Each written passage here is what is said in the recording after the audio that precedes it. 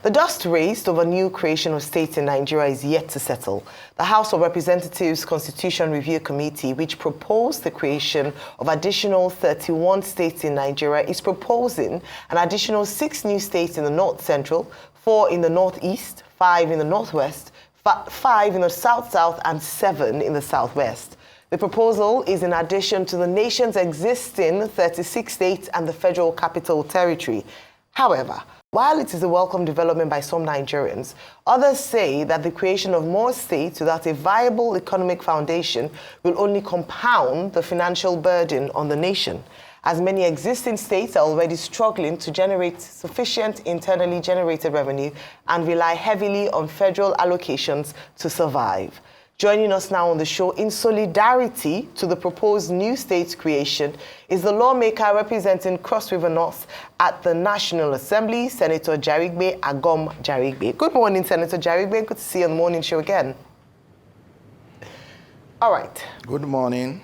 Oh, thank you for having me. You're welcome. We'll go straight in. So I was going to ask, the opening question would be, what side of the divide are you? But I've already talked about the fact that you are in support of creation of new states. So let me open the floor by asking, what is the justification, despite the concerns that have been raised around the fact that a number of states currently amongst the 36 are not even viable? Many of them depend on federal allocation. A number of them are not even able to pay salaries. A number of them, if you cut allocation, federal allocation, they are done with, they are gone.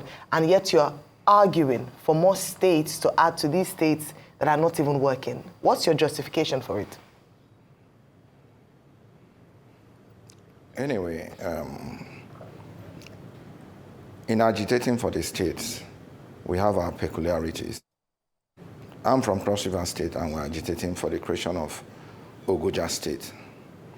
And that's because we know that we can harness our natural resource and run our state, while also depending on the federal allocation, as it is with other states. Okay, thank you, sir. So what is it that's stopping Cross River State from harnessing its natural resources as it is currently? We know that the agricultural activities, there's so much potential in Cross River State. Are you saying that the fact that Ogoja is part of what is currently Cross River State is hampering it from moving forward? What are the politics? What's stopping you guys from harnessing your potential now? I think it's more realistic when you take governance to the doorsteps of the people. And it is also very good when you have people who understand their peculiarities, their environment at the helm of affairs. They will now be on top of the issues and deal with them conclusively. I think that our resources have not been harnessed properly, and because of how large the state is. For instance, you travel from Calabar to Ogoja right now, and you see yourself spending about 5-6 hours. If you have to go further to Obudu and up the ranch, you spend maybe 8 hours or thereabout. I don't think there are states in Nigeria that you have to travel that far to get to other parts of the state. So I think that if we have a state, for instance, Ogoja State, beginning from Yako to Obanliko, that's about 10 LGAs or thereabout. Whoever is running that state will be able to harness the resources around the environs and take governance to those who need it the most. For instance, look at Akwa Ibom. If Akwa Ibom State wasn't created out of the old Cross River State, Uyo will not be what it is today. If you go to Uyo today, you'll be marveled. So I think that creating a state will take governance closer to the people.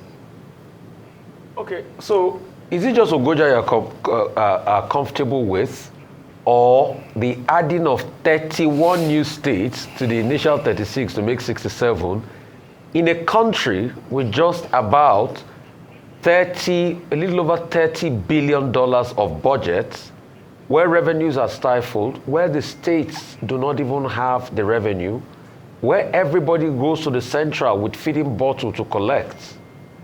So which ingenuity will come from this state creation, where most of the states as we speak today are not viable? Take your Cross River states. What is their budget for agriculture? Just about 12 billion, with a vast expanse of land. So do you think creating this new state will do anything, or it will just give something for the boys so other people that can never be governor in the Cross River bigger states will probably enjoy that privilege in the Ogoja subset state? So 2 questions. Number 1, is it just Ogoja you want to be created, or you want those 31 states also talked about to be created at a time where they are not even viable as we speak today?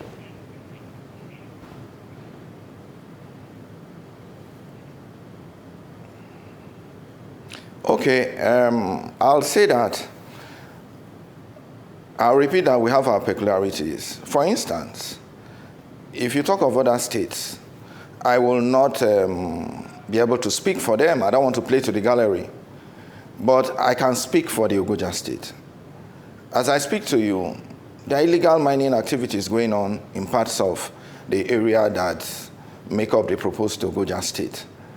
If the relevant laws are applied and these resources are properly harnessed, don't you think we are going to add value and be able to raise revenue to run our state, our new state, our proposed new state? I think that if our resources are properly harnessed, Ogoja State will be a reality. But with due respect, no value have been added to the states on ground. There's no new resource value that will be added if you can't add it within the fold of the states. The states are not viable. Look at your states. Look at the debt levels of your state as we speak, with the vast expanse of land. So is it when you create Ogoja that you're going to do the miracle that you've not been able to do in this grand country called Nigeria? Is it not just personal agenda, regional agenda that everybody is pushing? Is it really, truly viable? I mean, I can give you the numbers. It doesn't add up. It doesn't add up. It adds up. How? I think that it depends on our priorities. Some governors are performing and some other governors are not performing. I think that it depends on our priorities and those who govern our states. I think Ogoja State will do better than it is now. They have not been able to provide potable water to drink, health care and other things? Is it from the same flock? Where is the money? Where is the resource? Or is it just because we want to have our own state? Is that the conversation now?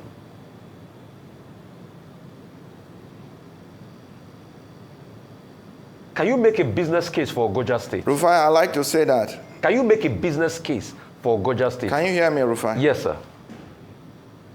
Yeah. Rufai, I don't want you to apply a sweeping universal in your approach to this. I have told you that the proposed Ogoja State has potentials.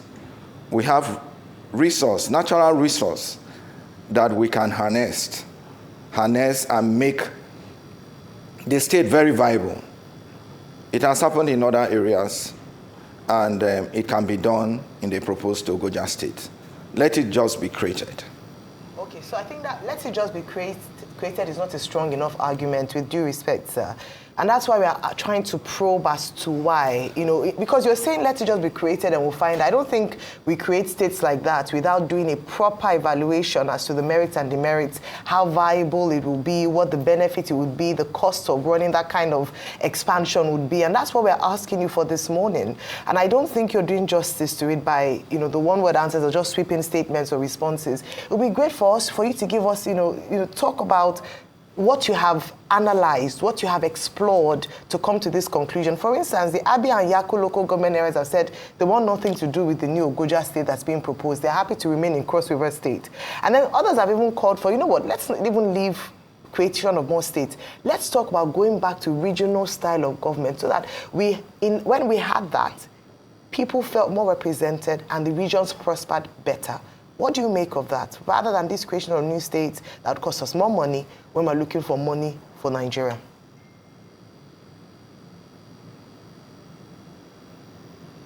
I'm talking of economic viability, and I don't want to continue repeating myself on this. I'm talking of economic viability, historical antecedents, and the geography of our place, the population of our place, the land mass, all of that. Those are the indices that will be taken into consideration in creating a state. And I think we have all that going for us. So what's the population of the Ogoja people? That's the question. What's the population of the Ogoja people? What is the historical antecedent? What's the justification? That's what we're asking you this morning. What is the population to justify creation of new states? Yes. Okay, the proposed Ogoja State happens to be the provincial headquarters, was the provincial headquarters between 1954 and 1967. In the colonial era. And it happens to be the only former provincial headquarters that is not yet a state. Others have become, and they are more developed than Ogoja. And I bet you that if Ogoja State is created, the area will be more developed. Okay. That's the point I'm making. And we're economically viable. They propose a new Ogoja State has a population of about 3 million people. The land mass is massive. I told you, between Calabar and Ogoja is about 6 hours. That's not a joke. Okay, well, I'm not sure if that's a fair assessment because the state of the roads is horrendous. So, I'm not sure we can say that the amount of time it takes us to get from Calabar to Obudu, for example, is a fair assessment right now because I made that trip recently and it was not easy. Now, you've just enjoyed governorship in Cross River North, 8 years under Senator Ben Ayade. It has now gone to the south. After that, of course, it will go to the central. It almost seems as though after the current 4 years that we are seeing, the first 4 years of the South that we are enjoying now, there will be the second 4 years, and then you add 8 years. It almost seems as though maybe the North doesn't want to wait, 12 years for the governorship to return to them. So now they want to create a new state to enjoy that. Because when you speak of the economic potential, why did you not enjoy any economic breakthrough under Governor Ayade, who's from Obudu, which is next to Ogoja? So did you not realize your economic potential at that time? If it's an issue of the area has potential and it can be realized. You had a governor and you still didn't realize your economic potential. So what are the real issues here? Because it's starting to look like a scramble for power. Okay, I think you are not aware of what has been going on. This conversation started so many years back.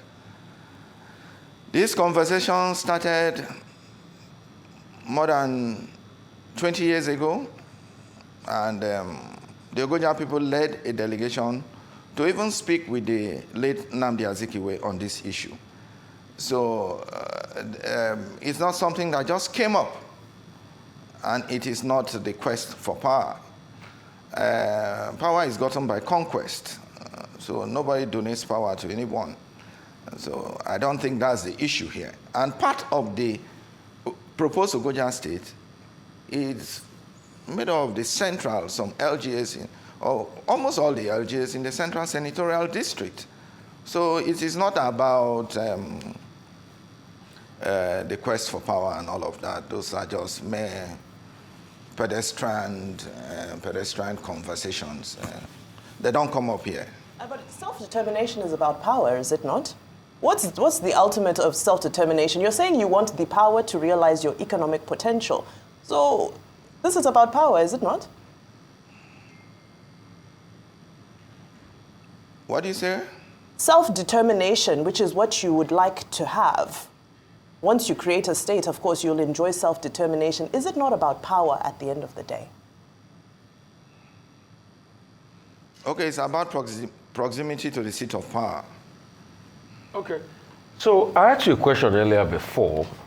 You keep saying we can't harness our potential, but correct me if I'm wrong.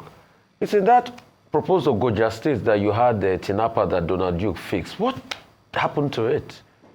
And other things that were put in place. And secondly, please make a business case. I think it's not fair on our country that is already bleeding economically to talk about state creation without making a business case. And making a business case does not mean land or natural resource alone. Make a viable business case. Can a proposed Ogoja State not go to the central government to collect handouts or FAC as feeding bottle? Can you make a viable business case of areas of growth, areas of concentration, what will befall, how would you settle, interscores, what are some possible viable investments that will come in? A cohesive business case in Naira and Kobo. Because at least in planning for a state, you people will have done the maths, and have a business case for it. Can we hear that? Well, making a business case is a compendium of a lot. For instance, I would say you can't put something on nothing. If you want to make a business case without having anything on ground, like the natural resources, proper human capital development, and all of that, it's not going to work. I think that making a business case will depend on what you have on the ground and the expectations that will come in the future after creating the state. So it is not something that you can just say, okay, I make a business case in one sentence. But I have told you the potentials that we have. But Nigeria has potential. And we will explore all of that. But with due respect, Senator, Nigeria has potential, but it's not achieved potential. I don't believe in potential. I believe in action. In making a business case, for instance, have you even done a survey of the mineral resource and the value of the mineral resource in Ogoja land? Can you give us the numbers? What's the value of the land in Ogoja land? I can tell you. Yeah, what's the number? Have you done a survey of that? What's the value of the land and the mineral resource as we speak in Naira and Kobo terms? That has not been done, but I've told you that we have potentials. For instance, in Gabu today,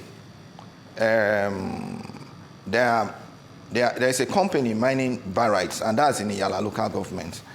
And if you go to Obanliku, Boki, and other areas, we have cocoa and other mineral resources that we cannot just mention in one fell swoop. Okay, can I ask you a question?